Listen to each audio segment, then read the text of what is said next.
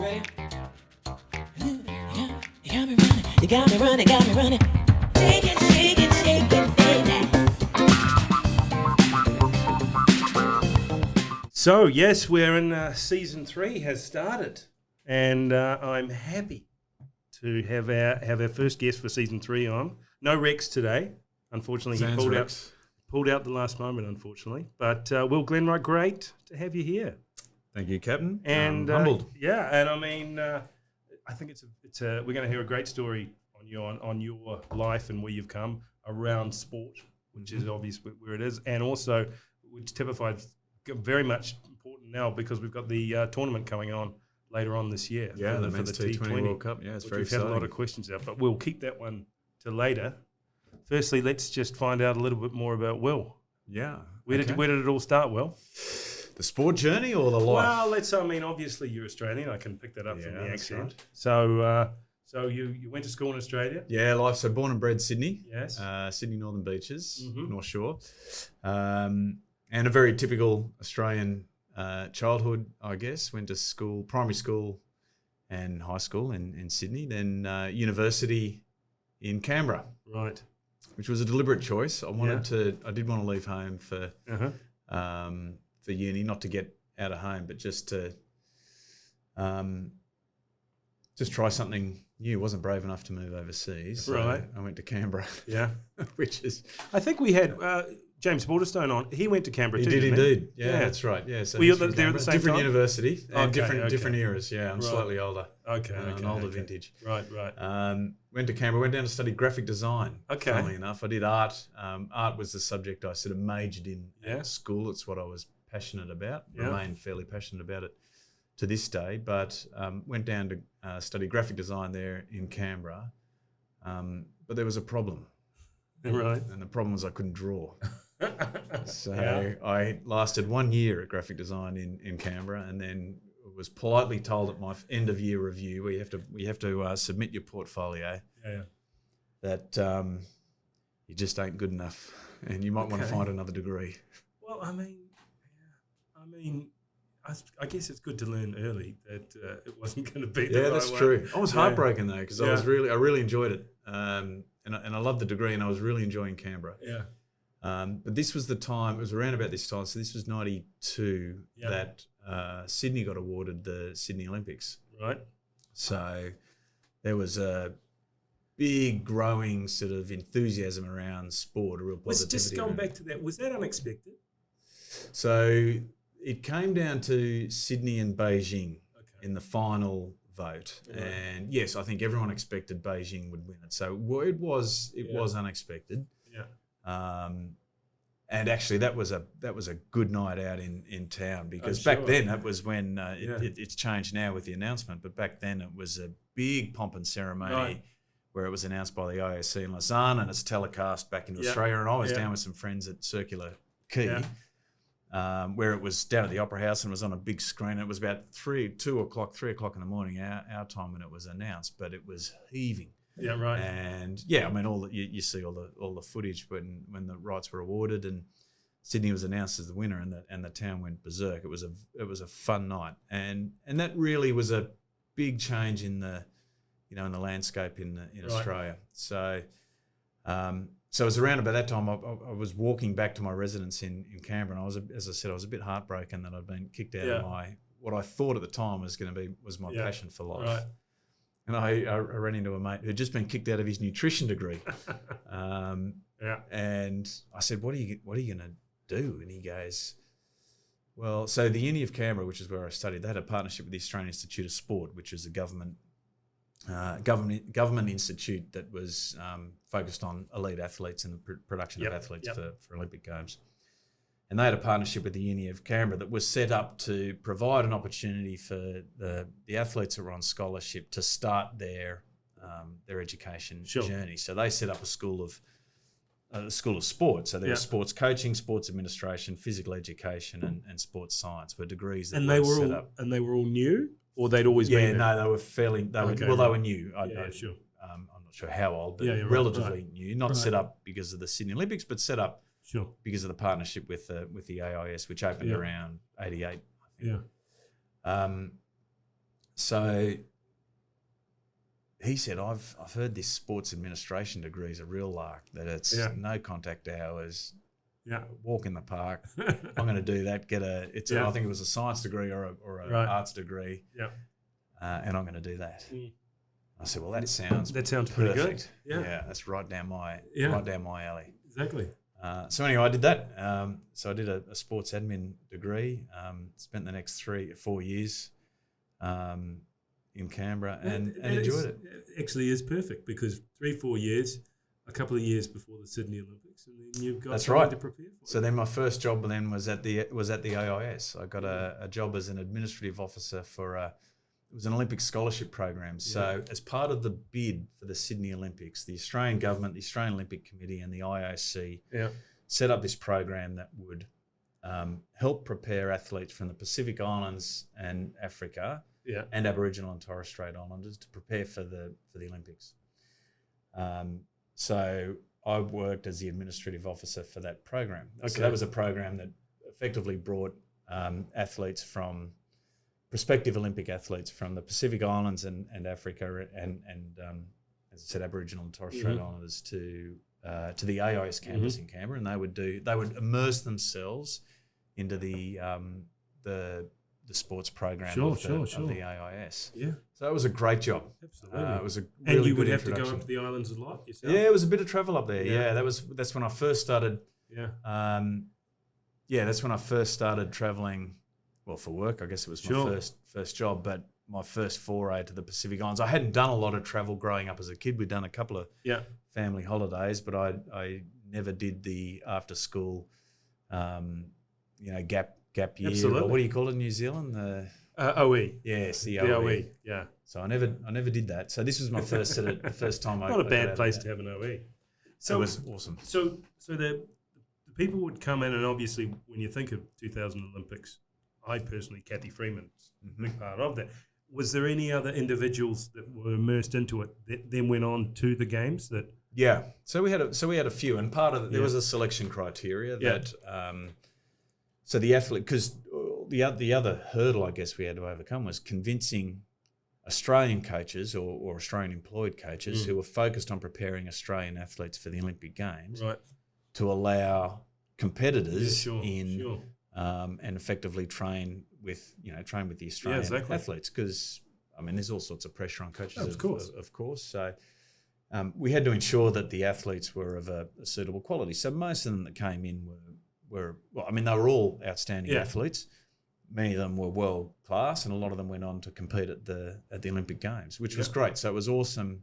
Was there any in particular that you can think of that actually you can pretty much say the reason they went there was how they got there? Not so well. Maybe not so much from a performance perspective, but what was, I think, and this is one of the great legacies of the Olympic movement. It's funny that I've landed in sport, even though I originally thought I wanted to be a graphic designer. But I'm a big believer in the power of sport to change lives. To unite communities. It's good for our youth. Of course, it's good for countries, and it's just it's one of, if not the most powerful tool for sort of social mobility and community cohesion that I think is out there, other than arguably religion as well. We had some athletes that came on and did very well at the Olympic Games. Didn't necessarily win any medals as such, but changed their lives. Yeah, one of the great things about the program is about the Olympic movement is the money they invest back into the sport. Sure. And into the athletes, and this scholarship program is one of them. So we had a swimmer from Peru, right, who came out, a lovely girl. This was actually in the lead up to the Athens Olympic Games, so 2004. The program continued after Sydney. Qualified for the Olympic Games, which in itself in a sport like swimming is a remarkable achievement. Of course. But then on account of the performance at the Games, got a scholarship at a university in the US. Got access to an education that she wouldn't otherwise have got access to, and is now a brain surgeon. Wow! So just from very humble beginnings, absolutely, through sport, has accessed an education and started a career brilliant. path that's, Yeah. I mean, That's unbelievable. So you fantastic. talk of world class. Yeah, exactly. Give them an opportunity and they take it with both Yeah. hands. Yeah. So the Olympics arrived. Mhm. What were you doing during the actual games when they So were then on? I got seconded then to the organising committee for the Olympic Games because Yeah. I had spent the last few years working in particular with athletes from Africa and the Pacific Islands. Yeah. I got seconded to SOCOG for the year in the lead up to Right. the games, and it was the role was called NOC Services, National Yeah. Olympic Committee Services. Yeah. And how it works within an Olympic Games organising committee is you have in the NOC services team, you're given a sort of portfolio of countries. So I had 10 countries that I was responsible for. Okay. And you're effectively their point man or point woman Oh, right. between the National Olympic Committee Yeah. and the organising committee. Sure. And you help them. You're their person on the ground, help facilitate their Oh, right. Olympic campaign. I got a feeling this could be a podcast in itself. Oh, there's some stories. Yeah. for sure. So I mean, name some of the countries that you had. So I was working with Mali, Cameroon, Cote d'Ivoire, Ivory Coast, Right. Nigeria, Swaziland, Zimbabwe, Congo, and there's two more. Did I say Mali? Yeah, Mali, Mali. yeah. But all Africa. So all Africa and most of them Francophone Africa as well. Okay, So right. I had to brush Pick up up a bit on of the old Frenchie. on my school Yeah. franglais Yeah. and pick up the language. And it was a fantastic job. I thoroughly enjoyed. Did you lose any? Okay, so this is there's two chapters to this book. I'm going to choose one. So yes, about 3 months after the game, I got a phone call from Department of Foreign Affairs and, Right. and Trade, and said we have lost some boxes that were in the teams that you were responsible Yeah. for at the Sydney Games. They didn't hop on the plane Right. to go back home. Were you involved in their so Disappearance. in effect I had to the inquiry, the accusation is too strong a word, was that someone had helped them Oh yeah. disappear. Yeah.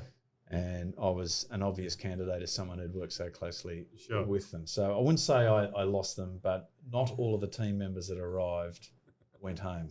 Right. Yeah. And did they ever appear? No. No. To my knowledge. Well, I'm Really? sure sorry, do I ever know where they No. they Yeah. might have- No. But they started new life in Australia. Yeah, they would have. Yeah. I Fantastic. never actually, it's a good point. I mean, I never followed it up and found Yeah, out right. who they, Interesting. they were Interesting. and where they were. But So- yeah. So Olympics went through, and then obviously, like all events, it finishes. Mm-hmm. What do you do? So then I went back to Canberra, Okay.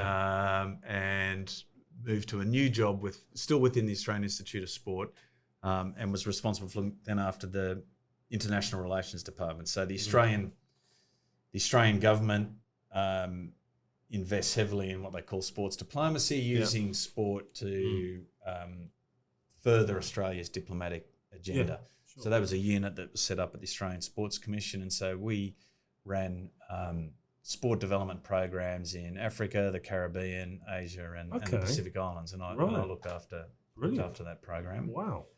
And then I guess as a result of that work and the work that I'd done with the Sydney Olympic Games, I was approached by the IOC and the United Nations to do some work in East Timor. Okay. So in That's 2002 now. And when did they split from? So independence was 2002. Yeah. Okay, so same- I think so. Yeah, it was a very right yeah. in the middle of it. Yeah, it was. Australian Army was still there. Peacekeeping. They were the peacekeeping Yeah. before. I mean, so they transitioned from a peacekeeping mission to a transitional administration. Yep, So sure. the peacekeeping mission had finished. Yeah. I wasn't there then, and then effectively, the Australian military handed over to an organisation called UNTAET, United Nations Transitional Administration. Okay, in East which was Timor. an So it was other a UN country. body. It was Okay. a UN body. Okay. Yeah, Which but could have been any country. so a lot of countries there, but obviously the countries with the big presence were Australia and Portugal, who were the Of former, course. former colonial Yeah, powers sure. Indonesia. Yeah, right. Sure. And so that job was effectively rebuilding the sports infrastructure within the country. So Where do you start? Where do you start? Yeah. So that was a great job, but the country. It was a humbling job. It was about 12 months, 9 to 12 months, and there was sort of 5 pillars of the transitional, the reconstruction effort. There was society, religion, education, and sport was one of those pillars. So the UN and IOC, who sort of sponsored the project, were looking for someone to go in and help set up the sports infrastructure, which was rehabilitating all the facilities that had been, because the story's famous. The country was burnt to the ground immediately after that transition. Yeah. And so all the sports facilities were damaged. So we had to get them up and running as well, but then also build the sports infrastructure in terms of the administration, because obviously the UN and the IOC were very keen for UN for East Timor to compete at the next Olympic Games. 2004. Athens. Yeah, that's right. Athens 2004. So that was that job. Yeah, so lived in East Timor for about a year, which was fascinating. 5-star resorts everywhere. No such thing. No, but some amazing camping. Yeah, some beautiful camping, and great fishing. Yeah. That was an amazing. Experience. Football, the biggest sport. Yeah. And have a guess what the other one might be. Two big sports. Potentially basketball. Actually, basketball was big, but it's not. Because I was thinking of the Philippines, not too far away. That's good deductive and, reasoning. Football. No, drawing a blank. I'll put you out of misery. Motocross was huge. Well, there you go. Trivia, write that one down. Yeah. Yeah. As in car motocross? No, motorbike. Oh, okay. Yeah. Right. Over the mounds of dirt and all sure. that. So I've never had to previously, and I'm sure I never will in the rest of my life, ever had to build a motocross track. Right. But we did. And it was fun because they were so passionate. And the sense of optimism in the country was amazing. For a population that had been through so much trauma, it was amazing how optimistic they were about. It was a really pleasant experience. You were surrounded by destruction everywhere you looked, but the atmosphere within the country was one of real positivity. Sport can take you away from the troubles, even for a short period of time, of just sort of that kind of thing. Yeah, that's a good point, and I think that's why it's a good industry to work in, because the one thing about sport is everyone you do work with are passionate about it, regardless of whether it's motocross or football or rugby or cricket, the people you work with are passionate. So,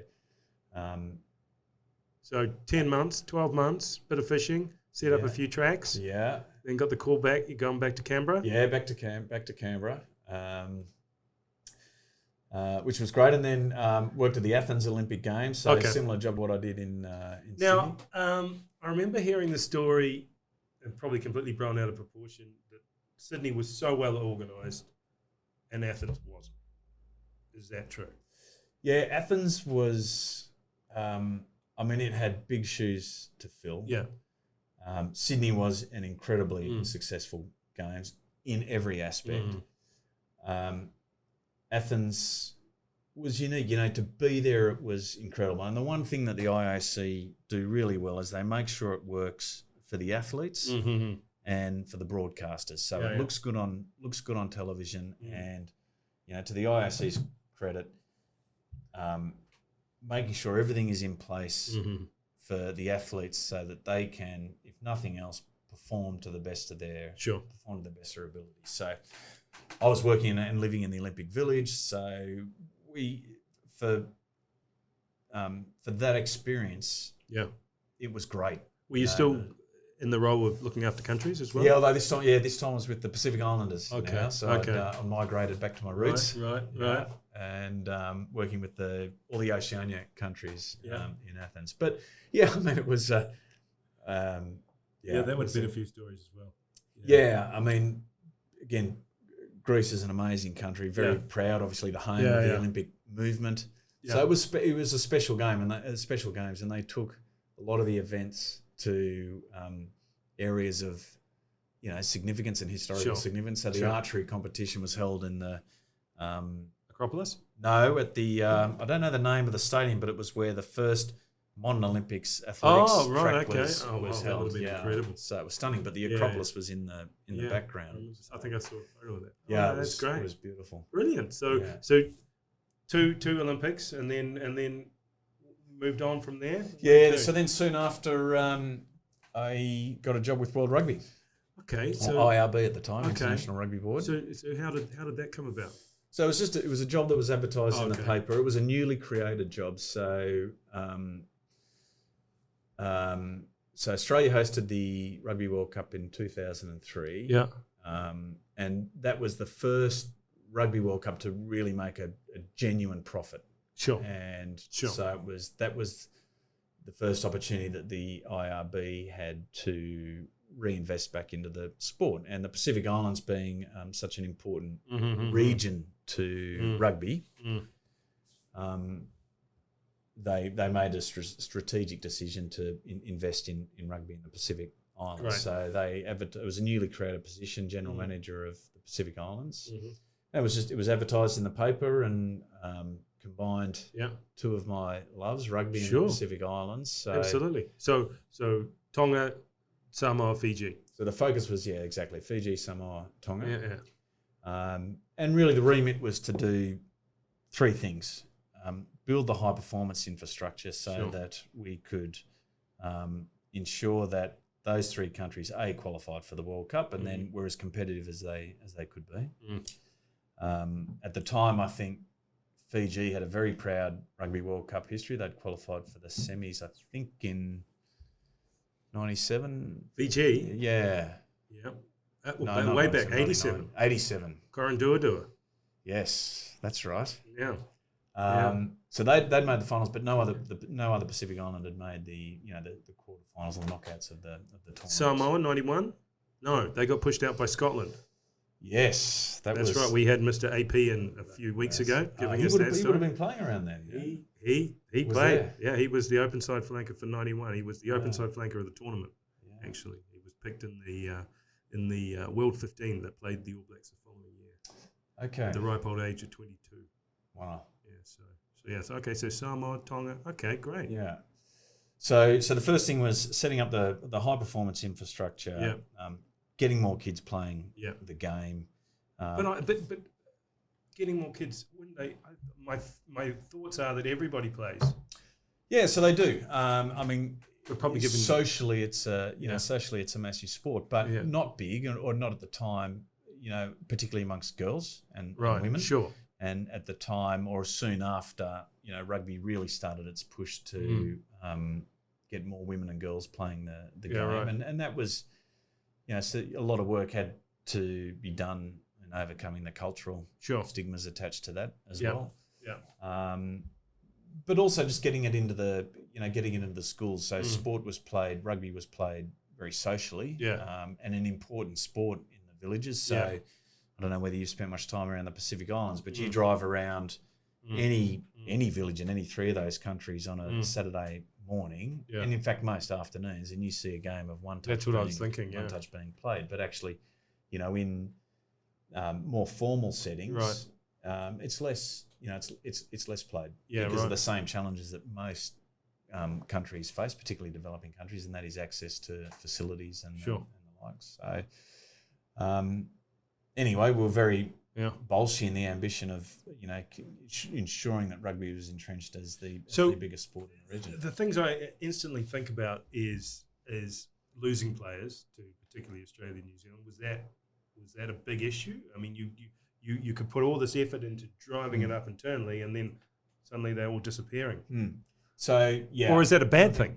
Maybe it's not a bad thing. I think this is a fascinating discussion because it depends on which lens you look at it at the problem through. So from a rugby perspective, it's a major they call it the brawn drain because a lot of kids to this day leave the Pacific Islands for New Zealand and Australia for school, and Australia and New Zealand cop a lot of flack for that. And if you look at it purely from a rugby perspective, it's an easy and I think a cheap sort of, and I don't say that as an Australian, but criticism to make. Exactly. Because you've got to look at the bigger picture, don't you? Of course. Livelihood. And this is when Money when you look at it going from back to the island. Exactly. So when you look at it from a socio-economic perspective, it's entirely different. And that is that through rugby and through these scholarships, these kids are getting access. And it's like we were talking about with Valeria, the Peruvian swimmer. Through sport, these kids are getting access to an education that they wouldn't otherwise get access to. And is it right to begrudge someone that sort of opportunity? So it's a tough one, really, isn't it? Because you're right, New Zealand, Australia get looked about a bad way as well. You're just pulling our best we've got out, but would they have had the opportunities anyway? I mean, and then also Northern Hemisphere kicked in then. So it was just starting. So professional. Right. I mean, obviously rugby was professional, and the professional leagues were starting to kick off, and it was. France was the player, and the only player. But then over the course of the next sort of 10 years that I was at World Rugby, all the professional leagues, Scotland, England, obviously, and Wales, as more professional teams popped up, they became buyers in the market as well. And that is a rugby. Then is a rugby. Are they capped as in a maximum in a team? No, I don't. No, so that's no cap. It's up to the governing body. So in this case,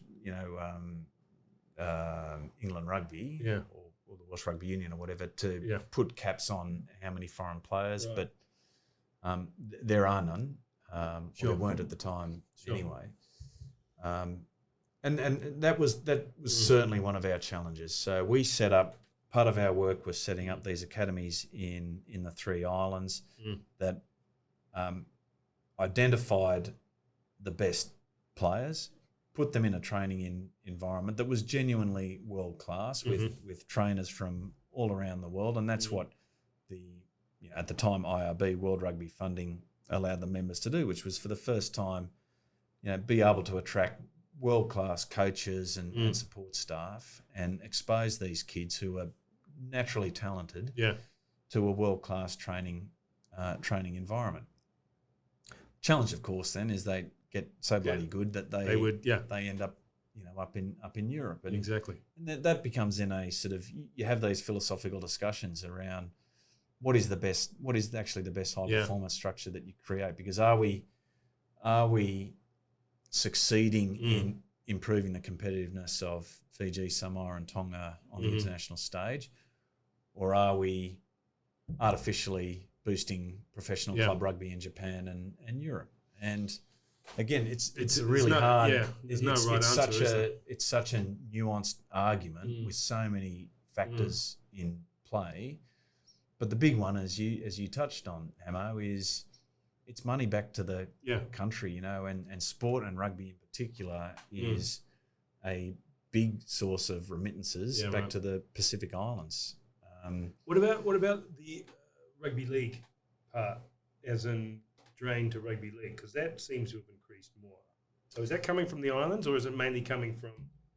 No, that's happening more in Australia. More in Australia, Okay. And to a lesser extent New Zealand. Right.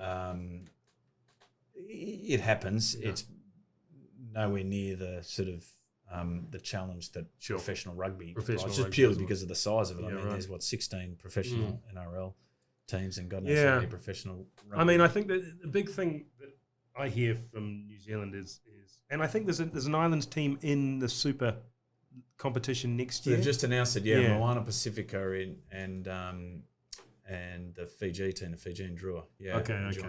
That's fantastic. That should make a difference. Yeah, and absolutely, because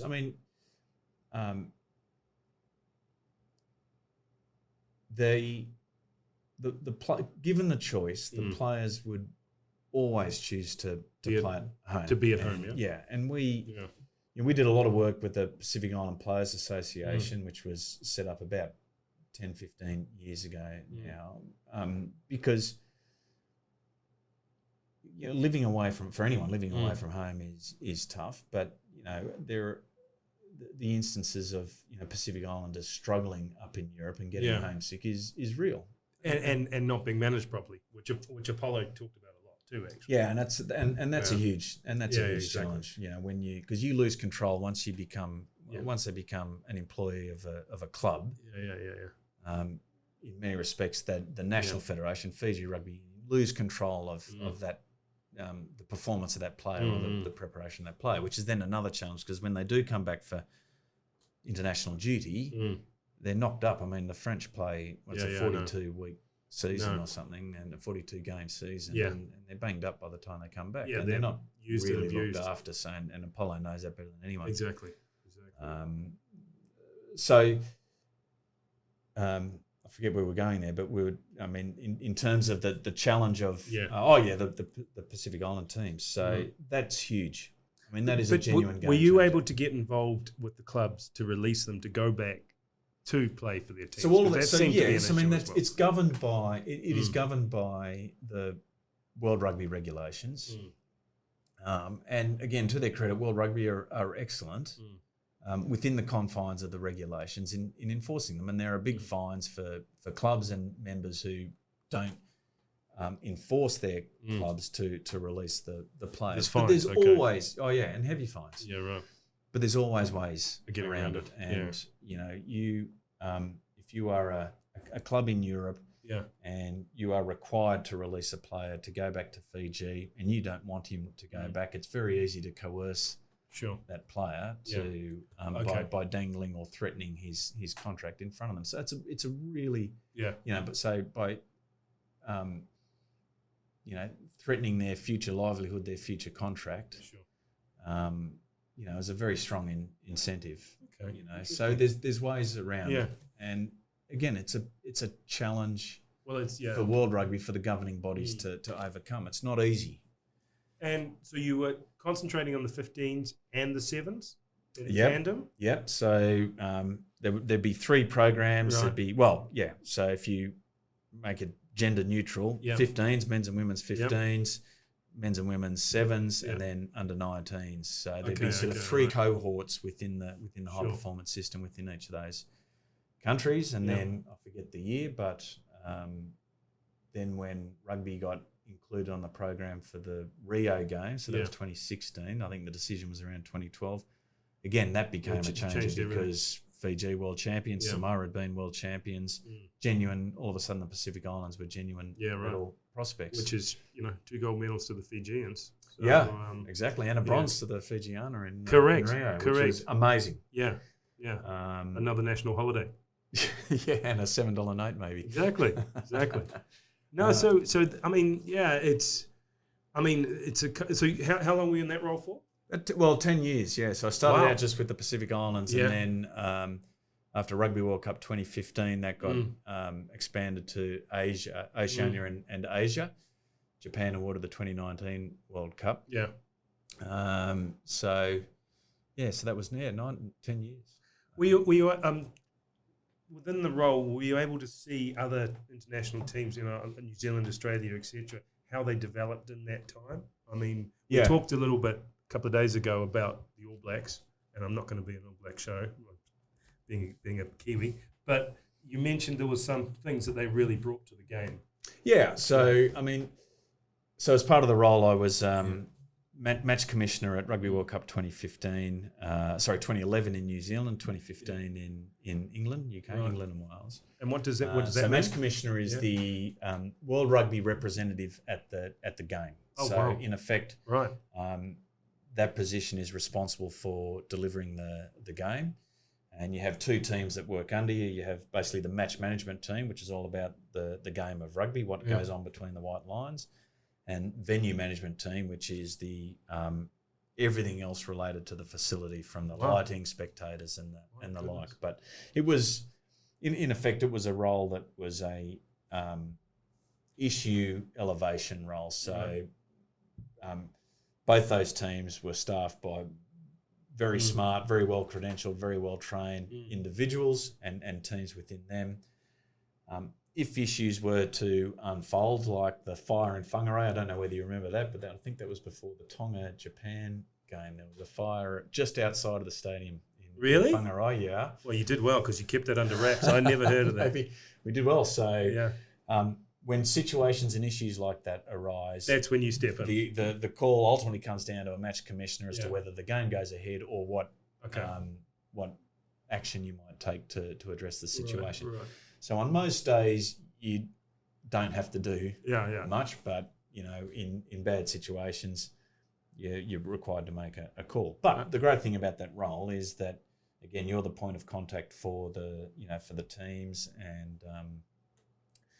and you get to see how the teams operate. So it was a fantastic role because I did some All Black games, Argentinian games, right down through, I shouldn't say down, but then to the Namibias and Romanias, and you would see how the different teams operate. Were they that level, Romania and Namibia? I mean, how would you compare them? How would you compare them to where we're from? Would you say like club, provincial, in the way they were preparing and what they setups they had? No, so unbelievable athletes, and so because World Rugby invests so heavily in the high performance systems of those teams, all of these teams were coached by world class coaches and had world class support staff. And you were supporting them with financially so they could get everything. So in the lead up to the tournament, the World Rugby investment is all about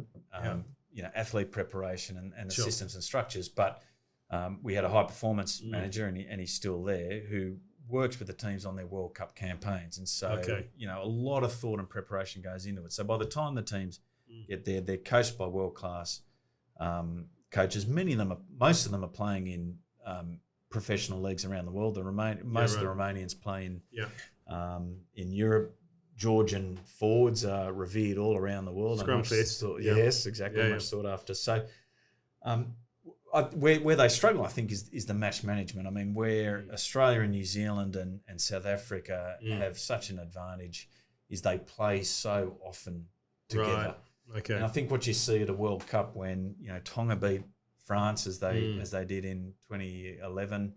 I went to that game. Oh, you had that game, were you? Yeah. Wow. Yeah. What a game of footy that was. Yeah, they France just gave up. Yeah. I mean, there's that footage at the end of the last scrum, and the Tongan props were just laughing at. I love that. I love that footage. Yeah.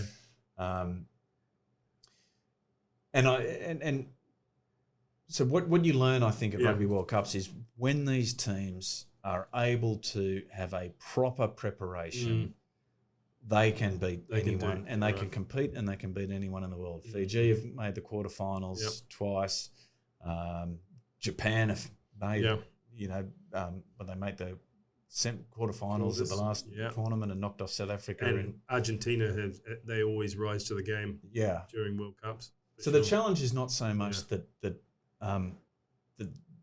the athletes aren't as good or they're as organised. It's just game time. Yeah, right. And we all know about the 10,000 hours. And I think in a team sport and in a contact team sport, where the scrum is so important, you can't replicate that time of just spending scrum after scrum after scrum together. And I think that's the difference. Okay. I mean, from what I saw of the athletes, then they're as well prepared as regardless of the country that they're from, and that's a credit to the investment that World Rugby makes. So without going too much, because we've got a whole new other chapter to go in, from '87, I mean, from what you've read about and stuff, to where we are now, what World Rugby was IRB? What level were they involved in the original World Cup? The story I understand is actually it was World Cup in '87, the first World Cup. It was a proposal by New Zealand and Australia. Okay, all right. Because that was joint. Yeah, That's right. Yeah. I don't know whether that was held under the auspices of IRB at the time, or whether so at what point IRB took ownership of the tournament. But if it wasn't 87, it was definitely 91. And so I think World Rugby, IRB before them have sort of run that tournament from the start. But I mean, how it's evolved in just such a short time. It's incredible. And I mean, we've obviously got France next year. Yeah. Which will be fantastic. Yeah. Great host. Yeah. But yeah, so to go back to your earlier question, you know, what do you observe? And you know, we were talking the other night about the aura around the All Blacks team, and there's books that have been written about it, and it is a team that is places an enormous emphasis on its culture, on a winning culture. And I mean, it is quite remarkable that a sporting team from a country of, what are you now, 5 million, 4.5, 5, can maintain that level of supremacy for such an extended period of time. And I think cultures are a lot to do with it. And a story for me that I think captures that best is was from 2015 World Cup, so in England. And so I was match commissioner at Wembley Stadium. And my first game there was New Zealand, Argentina, which I think to this day remains a world record for the biggest ever Rugby World Cup crowd. It was at Wembley Stadium. What are they, 80, 90? Largest, 89. 89,000. I think, yeah. And so one of the aspects of the All Blacks is this concept around cleaning the sheds, this belief that no one should have to, that the All Blacks are mature enough, self-sufficient enough to look after themselves, and no one should have to clean up after the All Blacks.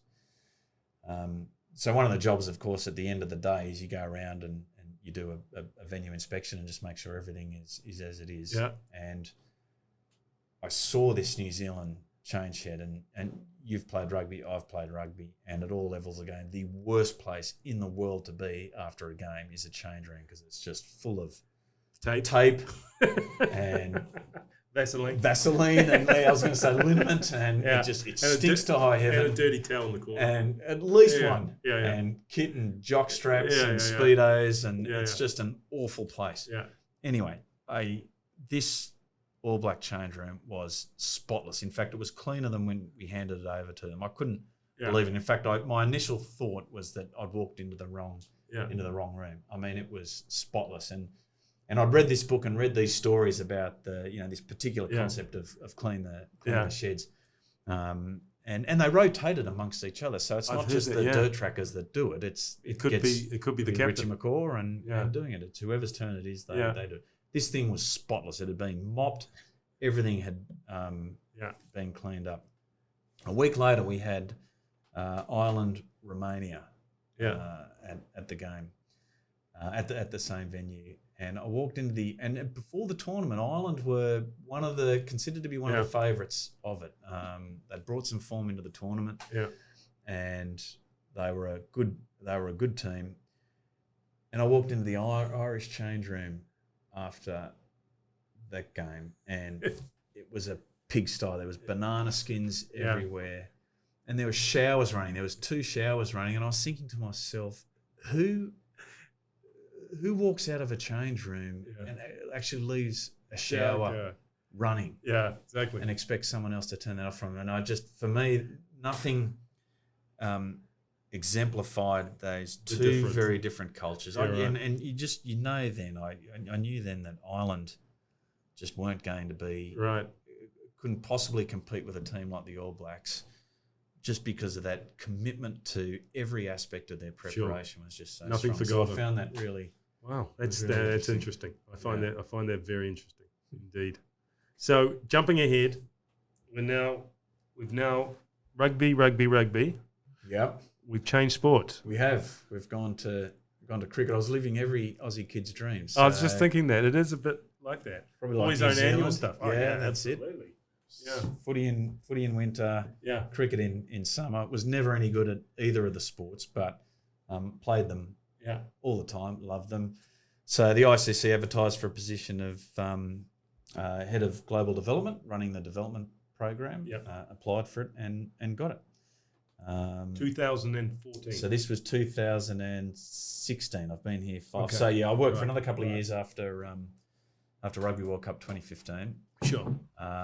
So this was 2016. Moved to Dubai, and it was funny because my wife, who's a sports scientist by trade, she Right. worked, and we met at the AIS in Canberra, and she was business manager of the sports science, sports medicine department. And after Sydney, as is often the case, but Australia had a very successful games. A lot of it attributed to the AIS. Yep. A lot of the people from the sports science, sports medicine department were approached by Qatar over here or this region to because they were now starting to set up and invest in their high performance setup. And they had the games. They had games coming up, didn't they? Doha had a games. Not sure. Okay. Okay. Yeah. I'm not sure what the rationale was Right. for the impetus for the investment, Yeah. but they had made a decision to invest in an elite athlete academy, and they started approaching a lot of the sports science staff from Australia, and my wife was one of them. And I remember having the conversation, and she said, "Look, we've got an opportunity here to move to Qatar," and I said, "I could not think of anything worse than living in the desert. So let's not even entertain that." And Yeah. 10 years later, I Here we go. knock on the door and Here we say, go. "Oh, sweetheart, about that conversation we had a while ago." Anyway, the opportunity came up, and we were ready. I mean, we've been in Canberra for a long time. Yeah. We still had a relatively young family, and we felt if ever there was an opportunity to live overseas, which we'd always wanted to do, then this was it. Yeah. So Dubai we came. Perfect place. Yeah.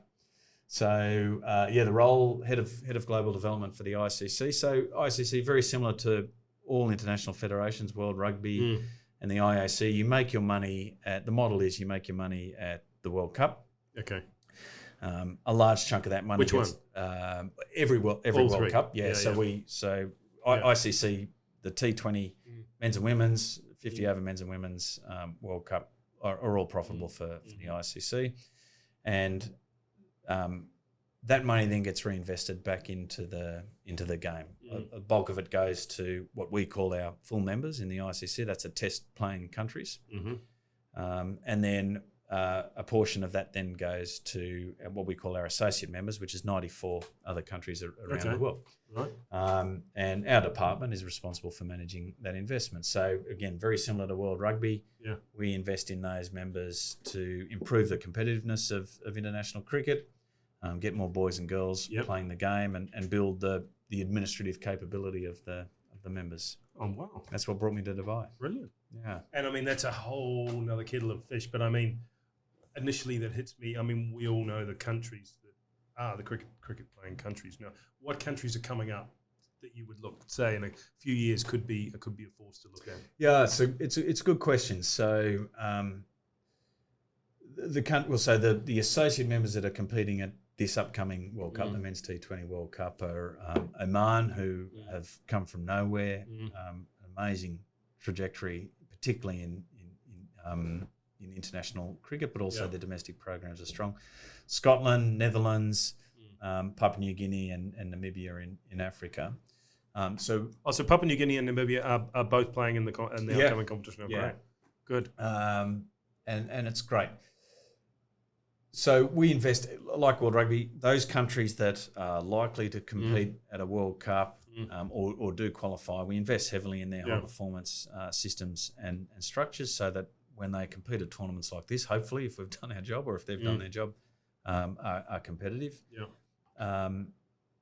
But we also have to look at where are the next countries coming from? Who are going to be the next big performers? And then we're looking at countries like USA. Germany, which is a fascinating story. So cricket in Germany has taken off really in the last 3 or 4 years, and it's driven by expats. The refugee migration. Of course. Mainly Afghans. Right. Pakistan players as well have moved over there, and they've brought cricket with them. Brilliant. And the growth of cricket internationally owes a lot to that. and not just I guess to migrants, particularly from the subcontinent, but increasingly from Afghanistan and Bangladesh. It's interesting. I mean, you mentioned USA. It's. Do you think it'll ever? I mean, it's a little bit like the football analogy. You know, potentially, they should be one of the best in the world. They're not quite there yet. Is cricket? Could it happen? I think if it's going to happen, it's going to happen in the next few years. There's a lot going on in the USA. They've just this year launched their minor league cricket, which is a prelude to major league cricket. There's some serious backers who've bought into the franchises in major league cricket in the USA. Because there was those tournaments, weren't there, last year or a year before? Shane Warne. That's right, and Sachin Tendulkar. Yeah, that's right. I mean, they're sort of exhibition games. Yeah, that's right. Don't do a lot to entrench cricket in the community, but are great for raising awareness, particularly when you talk about two icons like Sachin and Shane Warne. Exactly. But there, again, because of primarily the South Asian expats living in the USA, but also the Caribbean, particularly on the East Coast. Yeah, right. Cricket is very popular in the USA, but they are fans of Indian cricket and West Indian cricket, not necessarily USA cricket. So part of our job is how do we make mainstream USA fall in love with cricket? And if you can crack that nut, then... And you're fighting the big five, aren't you? I mean, the baseball... Of course you are. I mean, they're big sports. It's always going to be the big issue, isn't it? Well, not only are you fighting sports, you're fighting social trends as well. Right. Now, even the big, for the first time ever last year, all five of those big five that you mentioned experienced a decline in participation. Esports. It's all, it's becoming a crowded marketplace for time.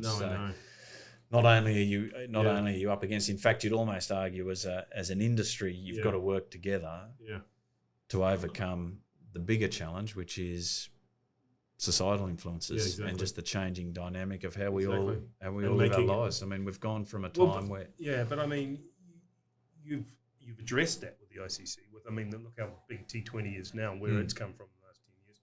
Test cricket, people were, in my mind, it's come back, but then it was sort of dying a little bit in one day, isn't it? T20. So you've sort of, in my mind, you've taken that on. I think. Did you bring that up just to mention New Zealand winning the World Test Championship? Did we win? Oh, that's right. We should have won the one-day one, but I don't know. Did you bring the rule book? Because no one brought it that day. Boom. I was expecting that. Yeah. But the World Test Championship, I think, has been great to add context to Test cricket because I think for cricket purists like you and I who love the game and grew up with it, we love Test cricket. Yeah, it's a harder version of the game to sell to someone who's 100%. Not familiar with the sport. I actually find it, and coming here working with a lot of Europeans particularly and Americans, they just can't understand it. They see it as this complicated thing, and obviously we've been brought up with it, but that's what you're fighting with. Do you know, it's very interesting actually because it got explained to me just recently. About there are so many quirks with cricket, as there are with any sport. But one thing that the Americans just can't get their head around is the concept of who's winning. And you think about it in just about any other sport at any point in time, you know who's winning because if you look at the scoreboard, you can see that Team A is scored more points than Team B. But in cricket and in a Test match, a team could be 3 for 400, but still deemed to be actually in the not in the best position. No, exactly. But that's a very hard concept for someone to grasp. But you actually have to ask who's winning. I also like to screw with their heads and say things like, "We watched a 5-day game and it was a draw. And it was just the best game I've ever had in my life." But moving on, we've obviously got the Uae Oman T20 coming up October, November this year. A lot of people are interested hearing that you're coming on. Can we watch these games? Are crowds going to be allowed to watch? So not confirmed yet, but we're planning on it. We're expecting it. So we expect that tickets will be available. There will be allowed crowds in the venue. We haven't had that confirmation yet. That's work that's ongoing, obviously, with the authorities. But we're planning for it. So we're very confident. So we're Sharjah, Dubai, Abu Dhabi, Yep. and Muscat. And Muscat. Yeah. Okay, great. Yeah. And how many teams? 16 teams. Wow, over a whole month. Oh, it's going to be fantastic. It's going to be fantastic. Yeah, it's Yeah, going to yeah. be some great cricket. Yeah, no, that's brilliant. So, a lot for you, but you've been here now 6 years. Yeah, 5 years coming up. 5 years coming up yeah. here. I think I hold the record for the youngest or the least experienced Dubai resident on your podcast. I'm sure I do. Very interesting. Yeah, I haven't. Because listening to them, there's some firmly firmly experience. entrenched. Yeah, I think John Dakin was about 55 years. Wow. So I'm sure you'll update me after this. Yeah. But something we always do ask, and I mean, you particularly for you, you've travelled to a lot of places, you've seen it, you've got your family here. What makes this place a place you like being in? Wow, that's a good question. I think I've spent a lot of my time, born and bred in Sydney, but a lot of my time in Canberra. What I love about Dubai, I think, is it is genuinely a city that never sleeps. Mm-hmm. So one of my favourite things to do on a Saturday night is I go up to my local barbers. So actually, it's an easy question. The barbers is the best thing about Dubai. Yeah, I agree. I do. So my Yeah. favourite part of the week is to go up every Saturday to my local guys in our cos. Yeah. Shout out to Wahir and the boys, and get the beard trimmed and the haircut and the like, and Get a cup of tea.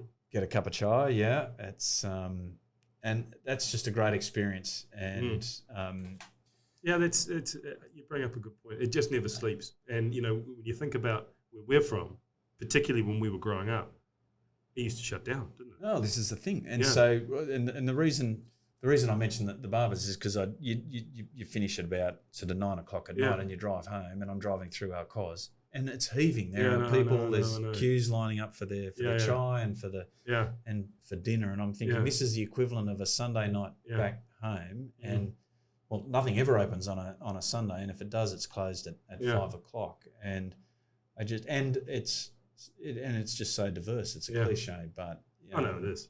It is. You drive, particularly around our cos, the workers working on everything from the car parts places and the restaurants. It's just it's got a great vibe about it. It certainly has. And obviously we've got the expo coming up, which I think is just going to add to it even further. I think it's going to be a very exciting few months. Well, particularly after a tough couple of years, I think it's going to be great for the city. Exactly. But, well, no, thanks for coming on today. I mean, you've had an amazing career up to this point, so we're obviously looking forward to the next chapter, whatever that may be. And, please keep us updated on what you're doing. Lovely. Thanks, Samo. Thanks for having me. It's been a great chat. Good. What a great chat with Will. I certainly enjoyed a little bit about cricket, rugby, Olympics. It was like my old days, my old athletics days. Anyway, hope you enjoyed it. Thanks, Will, for coming on. And if you want to hear more stories, Dubai stories, like, subscribe, put some comments on. Love to hear from you.